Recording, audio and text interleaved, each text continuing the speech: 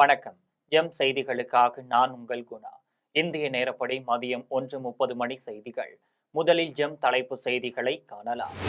நீர்வளம் காப்பதற்கு பொதுமக்களின் பங்கேற்புடன் செயல்பட அமைச்சர் நிதின் கட்கரி வலியுறுத்தல்.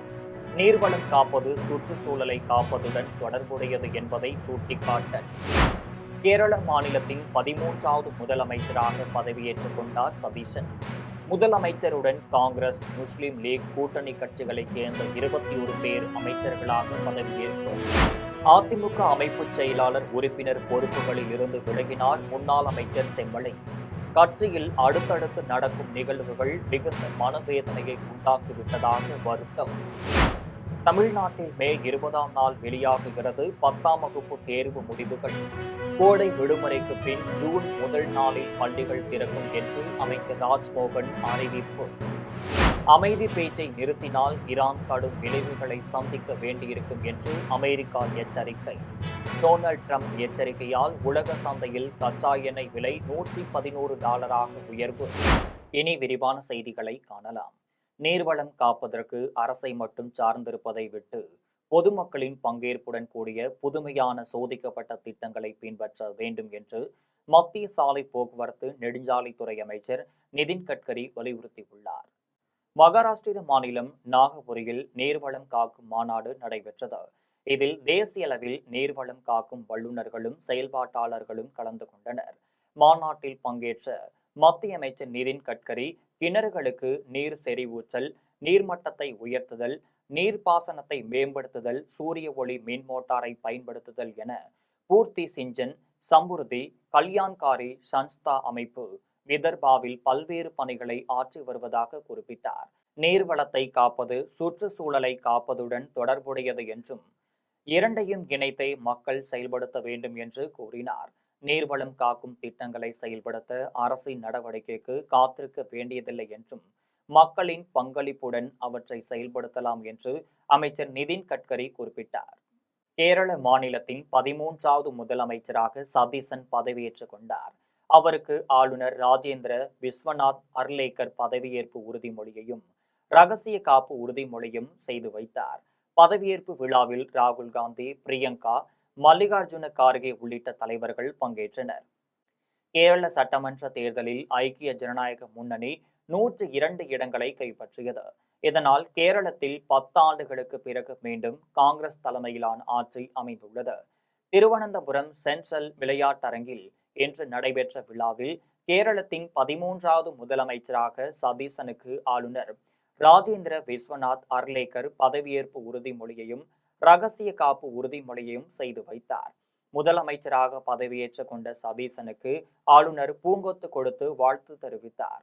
முதலமைச்சருடன் காங்கிரஸ் கட்சியைச் சேர்ந்த 12 பேர், முஸ்லிம் லீக் கட்சியைச் சேர்ந்த 5 பேர், பிற கூட்டணி கட்சிகளைச் சேர்ந்த 4 பேர் என 21 பேர் அமைச்சர்களாக பதவியேற்றனர்.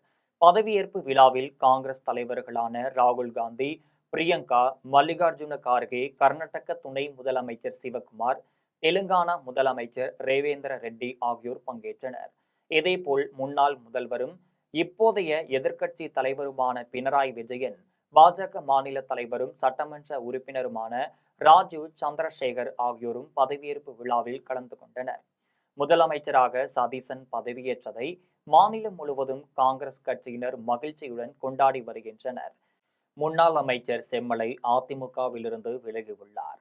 அதற்கான கடிதத்தை அவர் பொதுச் செயலாளர் எடப்பாடி பழனிசாமிக்கு அனுப்பியுள்ளார். அந்த கடிதத்தில் தேர்தலுக்கு பிறகு அதிமுகவில் அடுத்தடுத்து நடக்கும் நிகழ்வுகள் தனக்கு மிகுந்த மனவேதனையை உண்டாக்கிவிட்டதாக குறிப்பிட்டுள்ளார். இதே மனநிலையில்தான் அதிமுக தொடங்கிய நாளில் இருந்து இந்த இயக்கத்திற்காக பாடுபட்டு வந்த லட்சக்கணக்கான தொண்டர்களும் இருந்து வருவதாக குறிப்பிட்டுள்ளார்.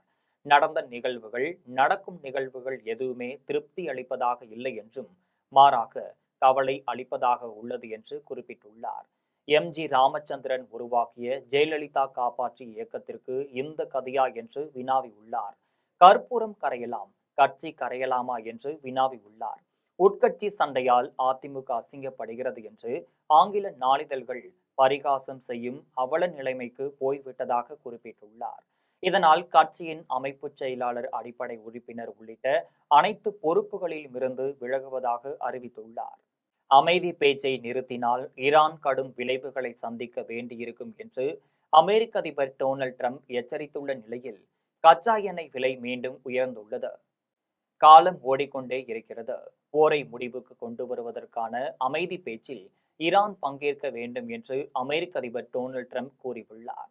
அமைதி பேச்சை நிறுத்தினால் ஈரான் கடும் பின் விளைவுகளை சந்திக்க வேண்டும் என்று எச்சரித்துள்ளார். இந்த எச்சரிக்கையை அடுத்து பன்னாட்டு சந்தையில் கச்சா எண்ணெய் விலை 1.7 விழுக்காடு உயர்ந்துள்ளது. பிரெண்ட் கச்சா எண்ணெய் $111 உயர்ந்துள்ளது.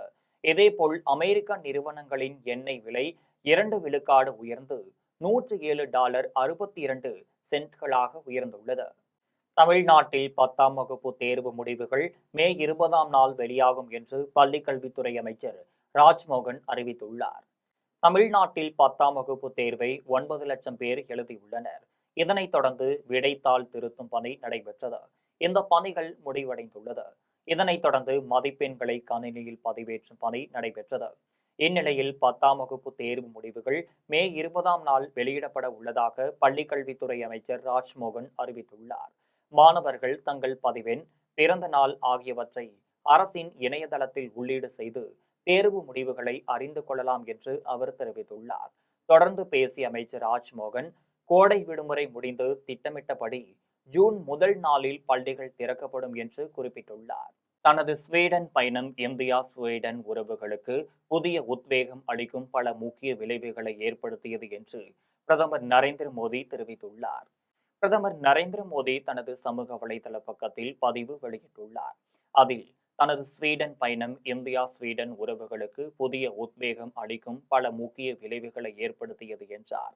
நமது உறவுகளை ஒரு உத்திசார் கூட்டமைப்பை நிலைக்கு உயர்த்துவது, கூட்டு புத்தாக்க கூட்டமைப்பு 2.0 மற்றும் இந்தியா ஸ்வீடன் தொழில்நுட்பம் மற்றும் செயற்கை நுண்ணறிவு வழித்தடத்தை தொடங்குவது குறித்து பேசினார். மேலும் அடுத்த 5 ஆண்டுகளில் இருதரப்பு வர்த்தகத்தை இரட்டிப்பாக்கும் லட்சிய இலக்கை நிர்ணயிப்பது என இந்த கலந்துரையாடல்கள் மிகவும் பயனுள்ளதாக அமைந்தனர். ஸ்வீடன் மக்களுக்கும் ஸ்வீடன் அரசாங்கத்திற்கும் பிரதமர் உல்ஃப் கிரீடர்சனுக்கும் அவர்களின் அன்பிற்கும் நட்பிற்கும் நன்றி கூறுகிறேன் என்று குறிப்பிட்டுள்ளார். Royal order of the polar star degree commander grand cross விருதை பெற்ற பிரதமர் நரேந்திர மோடிக்கு ஒடிசா முதல்வர் வாழ்த்து தெரிவித்துள்ளார். ஒடிசா முதல்வர் மோகன் சரண் மாஜி தனது சமூக வலைதள பக்கத்தில் பதிவு வெளியிட்டுள்ளார். அதில் இந்தியா எழுச்சி பெறும்போது உலகம் அதை அங்கீகரிக்கிறது. ஸ்வீடன் வழங்கிய மதிப்புமிக்க royal order of the polars star degree commander cross விருதை பெற்ற பிரதமர் நரேந்திர மோடிக்கு தனது வாழ்த்துக்களை தெரிவித்துக் கொண்டார். இந்த சிறப்புமிக்க கௌரவம் அவரது தொலைநோக்கு பார்வை கொண்ட தலைமைத்துவத்தையும் இந்தியாவின் வளர்ந்து வரும் உலக அந்தஸ்தையும் பிரதிபலிக்கிறது என்று புகழாரம் சூட்டியுள்ளார்.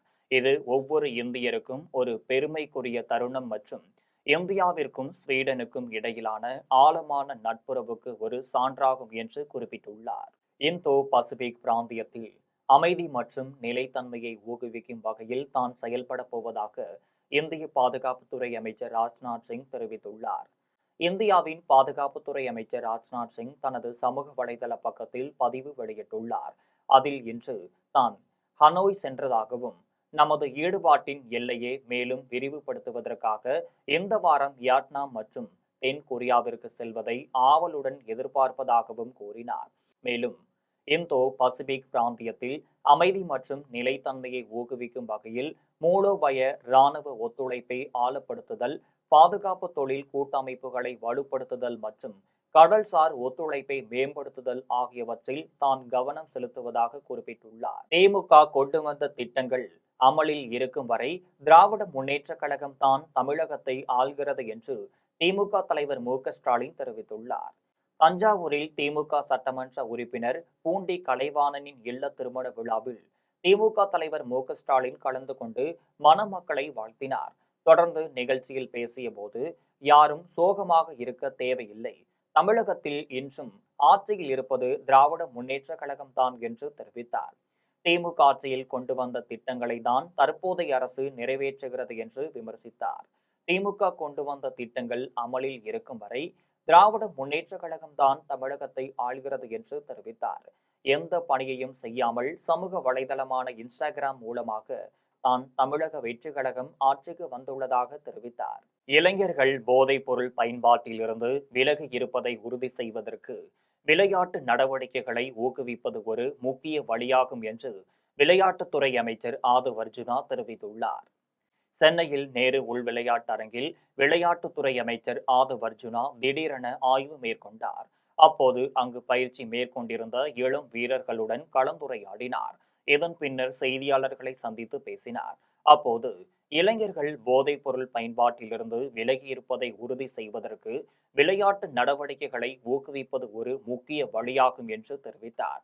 மேலும் பாரம்பரிய விளையாட்டுகளின் மீது நாங்கள் சிறப்பு கவனம் செலுத்தி வருவதாக குறிப்பிட்டார். பீனிக்ஸ் பறவையாக திமுக மீண்டும் எழுந்து வரும் என்று சட்டமன்ற உறுப்பினர் தங்கம் தென்னரசு தெரிவித்துள்ளார். விருதுநகர் மாவட்டம் காரியாம்பட்டி அருகே மல்லாங்கிணறில் வடக்கு மாவட்ட திமுக நிர்வாகிகளுக்கான ஆலோசனை கூட்டம் சட்டமன்ற உறுப்பினர் தங்கம் தென்னரசு தலைமையில் நடைபெற்றது. கூட்டத்தில் சட்டமன்ற உறுப்பினர் தங்கம் தென்னரசு பேசிய போது, நாம் தேர்தல் களத்தை தான் இழந்திருக்கிறோமே தவிர யுத்தத்தை இழக்கவில்லை என்று தெரிவித்தார். இந்த தேர்தல் தோல்விக்கு பல்வேறு காரணங்கள் இருந்தாலும் கூட வெற்றி வாய்ப்பை இழந்துவிட்டோம் என்பதற்காக நாம் சோர்ந்துவிடவில்லை என்று கூறினார். எனவே பீனிக்ஸ் பறவையாக திமுக மீண்டும் எழுந்து வரும் என்று தெரிவித்தார். பஞ்சப்பட்டிக்கு தண்ணீர் கொண்டு வந்து நிரப்ப நடவடிக்கை எடுக்கப்படும் என்று தாவேகா சட்டமன்ற உறுப்பினர் சத்யா உறுதியளித்துள்ளார். கரூர் மாவட்டம் பஞ்சப்பட்டியில் பஞ்சப்பட்டி ஏரி அமைந்துள்ளது. பருவம் தவறாமல் மழை பெய்த காலத்தில் பஞ்சப்பட்டி ஏரிக்கு அதிக அளவு தண்ணீர் வந்து விவசாயம் செழித்தது. அதன் பிறகு பருவநிலை மாற்றத்தாலும் சராசரி மழை அளவு குறைந்ததாலும் பஞ்சப்பட்டி ஏரிக்கு தண்ணீர் கிடைப்பது அரிதாகிவிட்டது. தற்போது புதிதாக தமிழகத்தில் ஆட்சி பொறுப்பேற்ற தமிழக வெற்றி கழகத்தின் கிருஷ்ணராயபுரம் சட்டமன்ற உறுப்பினர் சத்யா பஞ்சப்பட்டி ஏரியினை நேரில் சென்று பார்வையிட்டு ஆய்வு மேற்கொண்டார். உடையார்பட்டி ஏரி வழியாக பஞ்சப்பட்டிக்கு தண்ணீர் கொண்டு வந்து நிரப்ப நடவடிக்கை எடுக்கப்படும் என்றும் இத்திட்டத்தினை தமிழ்நாடு முதலமைச்சர் விஜய் கண்டிப்பாக நிறைவேற்றுவார் என்று உறுதியளித்தார். அப்போது தமிழக வெற்றி கழகத்தின் நிர்வாகிகள் மற்றும் பஞ்சப்பட்டி பகுதி விவசாயிகள் உடன் இருந்தனர். கோவிருந்தவள்ளி அருகே வனப்பகுதியில் சட்டவிரோத செயல்கள் நடைபெறுவதாக செய்தி வெளியானதை தொடர்ந்து அங்கு செல்லும் பாதையை வருவாய்த்துறை அதிகாரிகள் துண்டித்துள்ளனர்.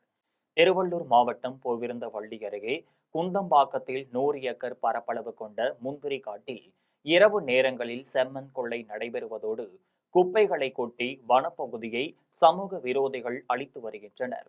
இதுகுறித்து தகவல் அறிந்த தாவேகா சட்டமன்ற உறுப்பினர் பிரகாசம் நேரில் சென்று ஆய்வு செய்தார்.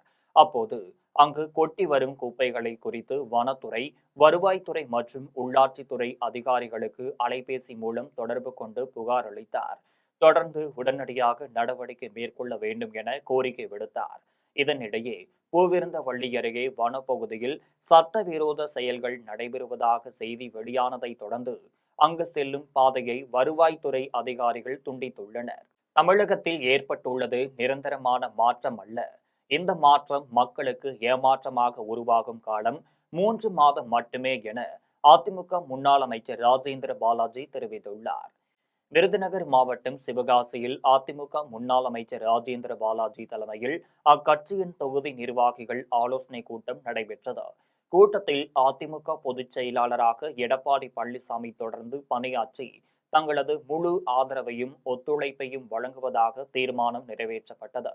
தொடர்ந்து முன்னாள் அமைச்சர் ராஜேந்திர பாலாஜி பேசிய போது, உலகமெங்கும் இருக்கின்ற இன்ஸ்டாகிராம் என்ற தாக்கம் தமிழ்நாட்டிலும் இன்றைக்கு வேரூன்றி ஆட்சியை மாற்றி மக்கள் மனதை மாற்றி இருக்கிறது என்று கூறினார். திமுகவிற்கு மாற்றாக அதிமுக தான் ஆள வேண்டும் என்று தமிழக மக்கள் விரும்பினார்கள். ஆனால் மக்களின் எண்ணம் நிறைவேறுகின்ற வேளையில் வியாபார நோக்கத்தோடு அரசியலில் நுழைந்த ஒரு சிலரால் இந்த வெற்றியானது திசை மாறி சென்றிருக்கிறது. தமிழகத்தில் ஏற்பட்டுள்ளது நிரந்தரமான மாற்றம் அல்ல. இந்த மாற்றம் மக்களுக்கு ஏமாற்றமாக உருவாகும் காலம் 3 மாதம் மட்டுமே என தெரிவித்தார். தேசிய ஜனநாயக கூட்டணி ஆட்சியில் ஊழல்வாதிகள் பாதுகாக்கப்படுவதோடு குற்றவாளிகளும் தப்ப வைக்கப்படுகிறார்கள் என்று பீகார் சட்டசபை எதிர்க்கட்சித் தலைவர் தேஜஸ்வி யாதவ் தெரிவித்துள்ளார். பீகார் மாநிலம் மோதிகரியில் சட்டசபை எதிர்க்கட்சி தலைவர் தேஜஸ்வி யாதவ் செய்தியாளர்களை சந்தித்து பேசினார்.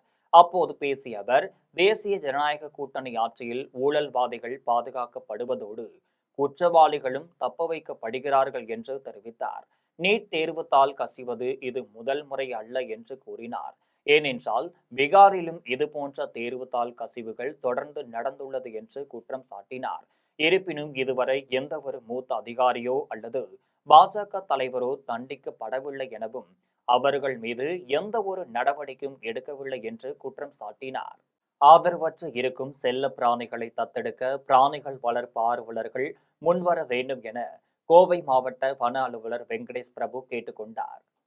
கோவையில் உள்ள தனியார் மாலில் சிக்கு ப்ராஜெக்ட் என்னும் அமைப்பு சார்பில் ஆதரவற்ற செல்ல பிராணிகளை தத்தெடுக்கும் விழிப்புணர்வு நிகழ்ச்சி நடைபெற்றது. இதில் கோவை மாவட்ட வன அலுவலர் வெங்கடேஷ் பிரபு கலந்து கொண்டு பேசினார்.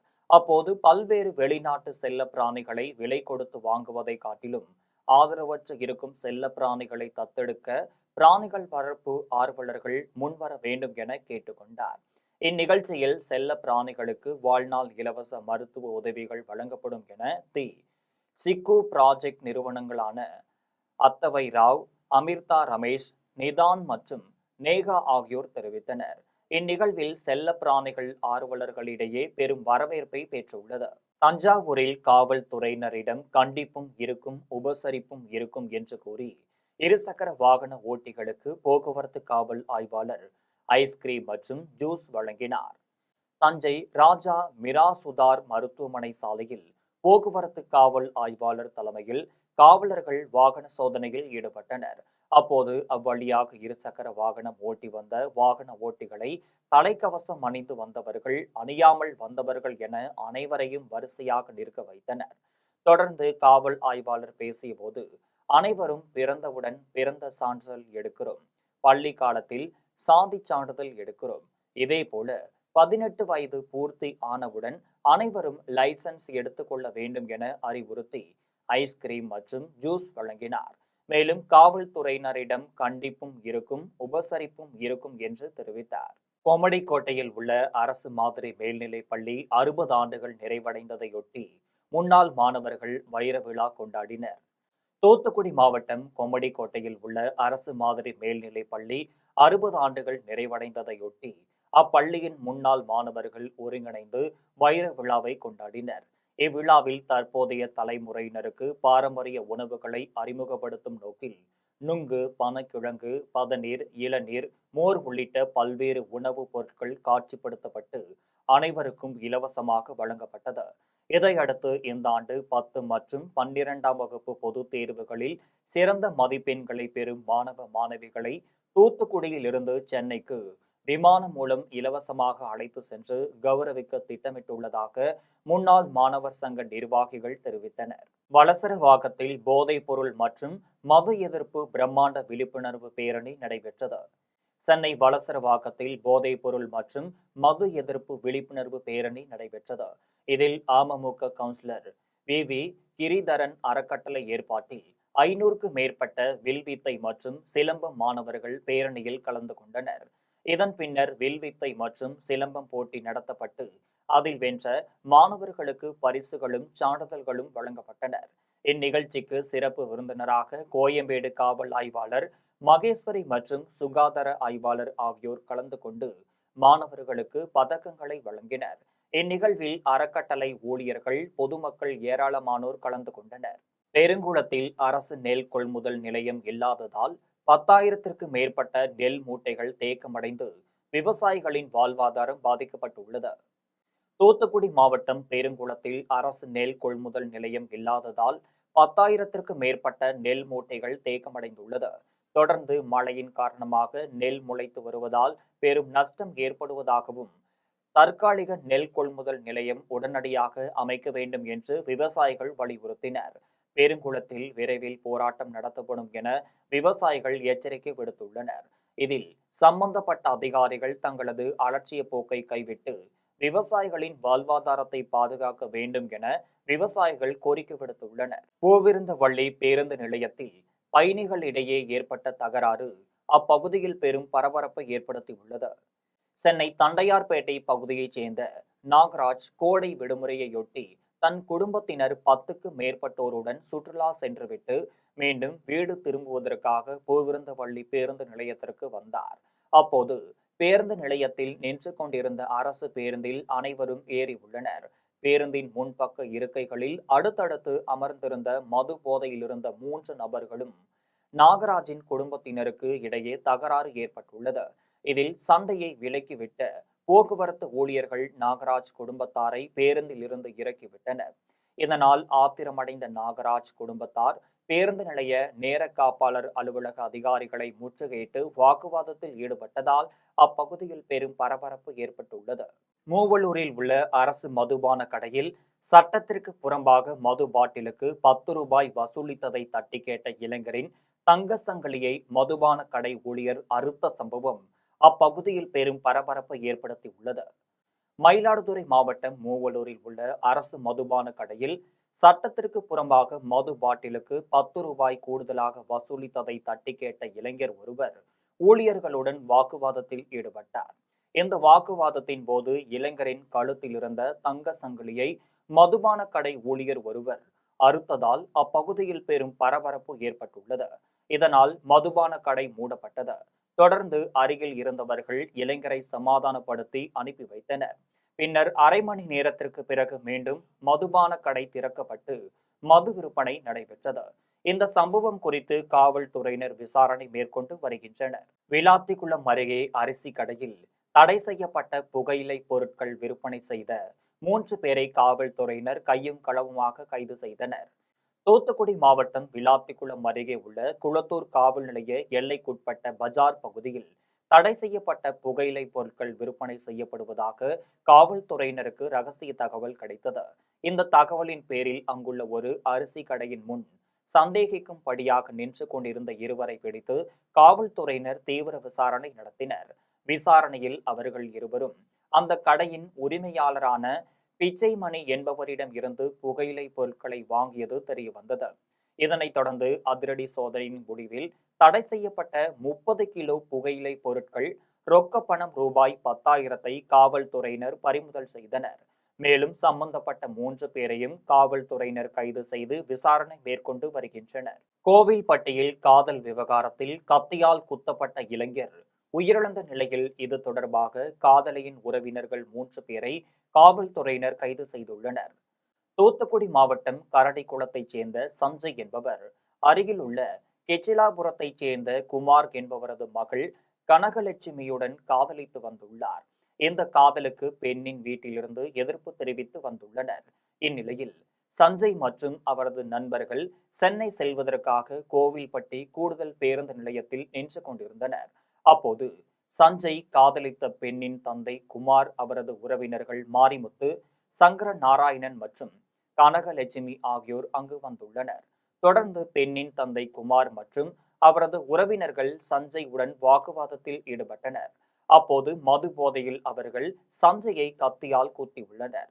இதனால் அதிர்ச்சியடைந்த சஞ்சய் இரத்த காயங்களுடனும் தலை தெறிக்க அங்கிருந்து ஓட்டம் பிடித்தார்.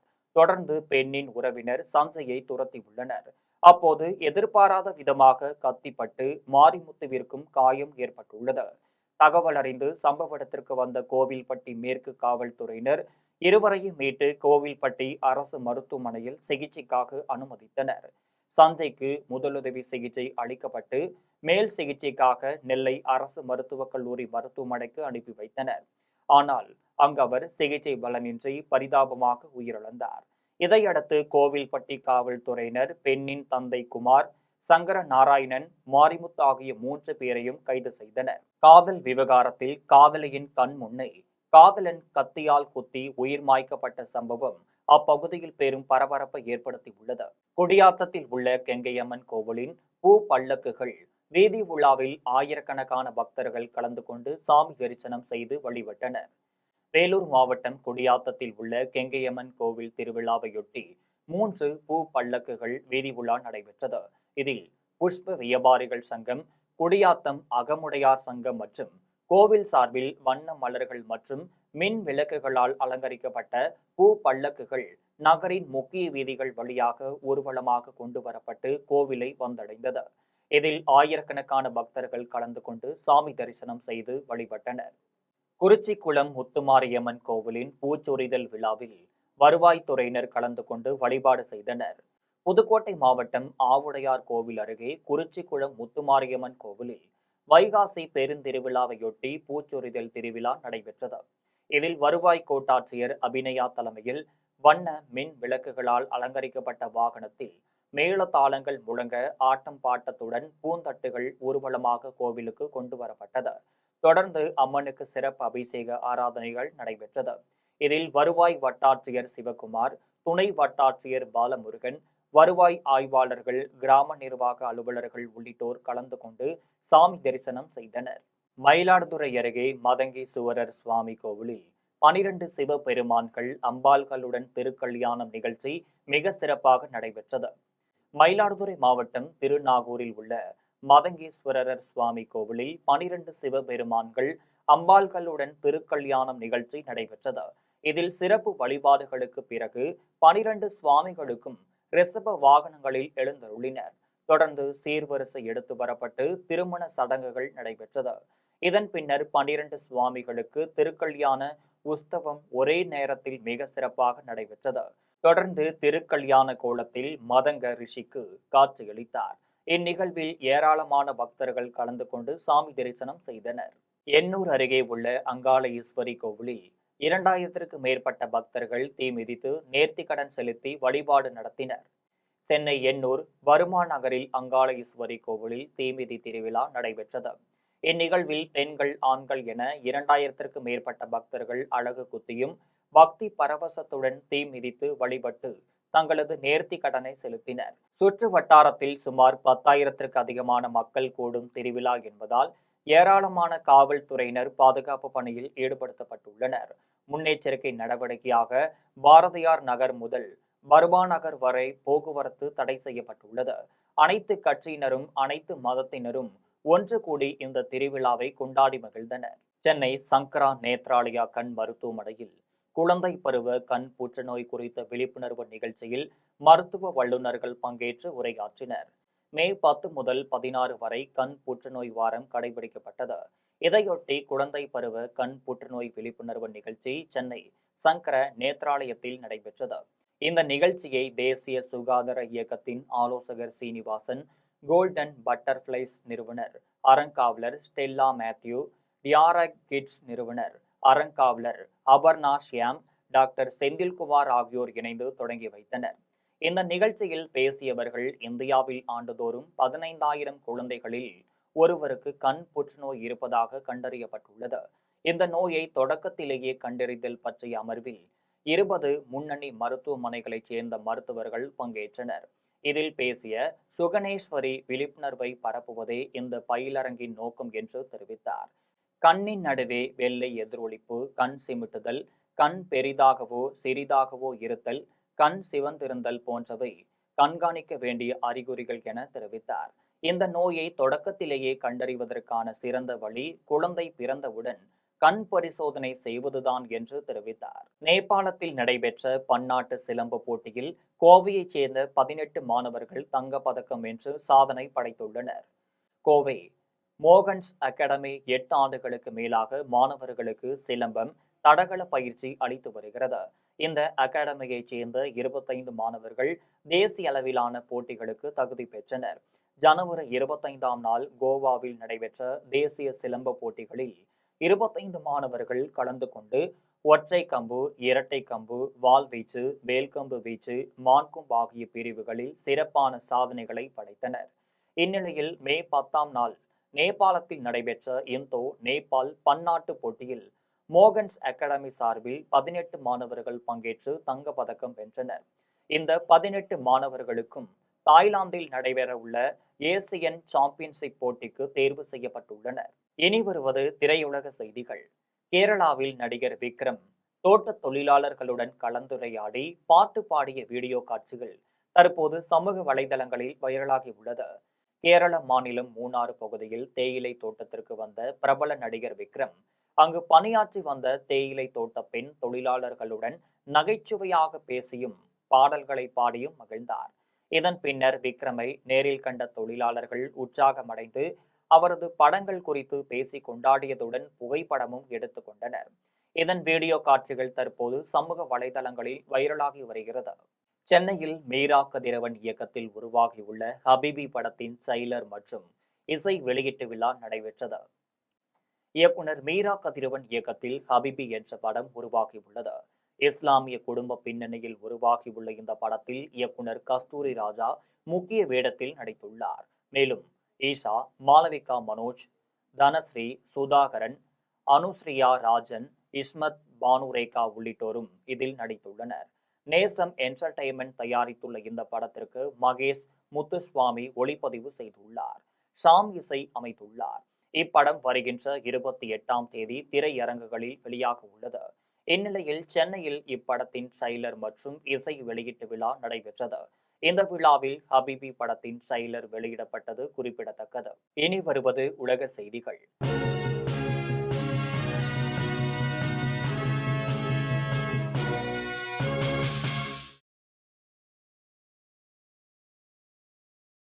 மியான்மரில் ஏற்பட்ட சக்தி வாய்ந்த நிலநடுக்கத்தால் பொதுமக்கள் பெரும் அதிர்ச்சியடைந்துள்ளனர். மியான்மரில் காலை 7:35 மணியளவில் 5.1 ரிக்டர் அளவில் நிலநடுக்கம் ஏற்பட்டுள்ளதாக தேசிய நில அதிர்வு மையம் தெரிவித்துள்ளது.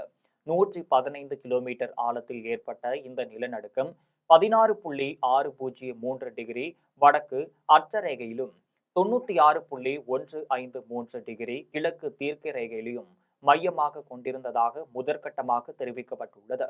இந்த நிலநடுக்கத்தால் ஏற்பட்ட சேதங்கள் மற்றும் பாதிப்புகள் குறித்த விவரங்கள் எதுவும் உடனடியாக வெளியாகவில்லை என அந்நாட்டு அரசு தெரிவித்துள்ளது. இனி வருவது விளையாட்டு செய்திகள்.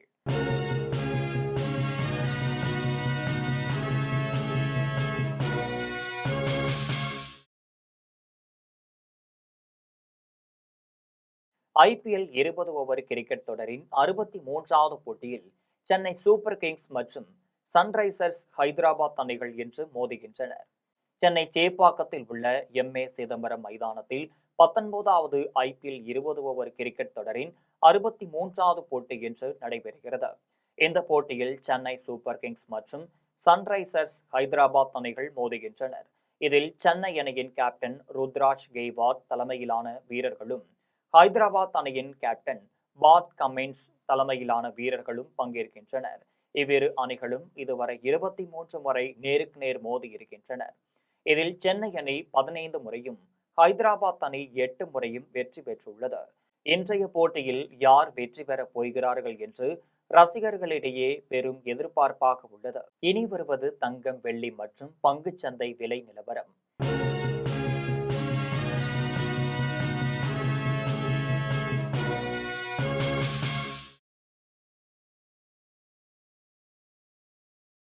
சென்னையில் ஆபரண தங்கம் என்று ஒரு சவரன் 1,18,000 ரூபாய்க்கு விற்பனை செய்யப்படுகிறது. சென்னையில் இன்று ஆபரண தங்கத்தின் விலை எந்தவித மாற்றமும் இன்றி கிராமிற்கு 14,750 ரூபாய்க்கு விற்பனை செய்யப்படுகிறது. மேலும் ஒரு சவரன் 1,18,000 ரூபாய்க்கு விற்பனை செய்யப்படுகிறது. 24 கேரட் தூய தங்கம் ஒரு சவரன் 1,28,728 ரூபாய்க்கு விற்பனை செய்யப்படுகிறது. மேலும் 1 கிராம் வெள்ளி 300 ரூபாய்க்கும் 1 கிலோ வெள்ளி 3 லட்சம் ரூபாய்க்கும் விற்பனை செய்யப்படுகிறது. இந்திய பங்குச் சந்தைகளில் வணிகம் இன்று சரிவுடன் காணப்படுகிறது. மும்பை பங்குச்சந்தை பங்கு விலை குறியீட்டு எண் சென்செக்ஸ் 339 புள்ளிகள் குறைந்து 74,899 புள்ளிகளில் வணிகமாகிறது. தேசிய பங்குச்சந்தை பங்கு விலை குறியீட்டு எண் நிப்டி 114 புள்ளிகள் குறைந்து 23,529 புள்ளிகளில் வணிகமாகிறது. மீண்டும் ஜெம் தலைப்பு செய்திகள். நீர்வளம் காப்பதற்கு பொதுமக்களின் பங்கேற்புடன் செயல்பட அமைச்சர் நிதின் கட்கரி வலியுறுத்தல். நீர்வளம் காப்பது சுற்றுச்சூழலை காப்பதுடன் தொடர்புடையது என்பதை சுட்டிக்காட்டல். கேரள மாநிலத்தின் 13வது முதலமைச்சராக பதவியேற்றுக் கொண்டார் சதீசன். முதலமைச்சருடன் காங்கிரஸ், முஸ்லிம் லீக் கூட்டணி கட்சிகளைச் சேர்ந்த 21 பேர் அமைச்சர்களாக பதவியேற்பு. அதிமுக அமைப்பு செயலாளர் உறுப்பினர் பொறுப்புகளில் இருந்து விலகினார் முன்னாள் அமைச்சர் செம்மலை. கட்சியில் அடுத்தடுத்து நடக்கும் நிகழ்வுகள் மிகுந்த மனவேதனையை உண்டாக்கிவிட்டதாக வருத்தம். தமிழ்நாட்டில் மே 20ஆம் நாள் வெளியாகுகிறது 10ஆம் வகுப்பு தேர்வு முடிவுகள். கோடை விடுமுறைக்கு பின் ஜூன் முதல் நாளில் பள்ளிகள் திறக்கும் என்று அமைச்சர் ராஜ்மோகன் அறிவிப்பு. அமைதி பேச்சை நிறுத்தினால் ஈரான் கடும் விளைவுகளை சந்திக்க வேண்டியிருக்கும் என்று அமெரிக்கா எச்சரிக்கை. டொனால்ட் ட்ரம்ப் எச்சரிக்கையால் உலக சந்தையில் கச்சா எண்ணெய் விலை $111 உயர்வு. இத்துடன் ஜெம் செய்திகள் நிறைவடைகின்றன. மீண்டும் ஜெம் செய்திகள் மாலை 6 மணிக்கு. உடனுக்குடன் செய்திகளை காண gemlive.tv என்ற இணையதளத்தில் இணைந்திருங்கள். நன்றி, வணக்கம்.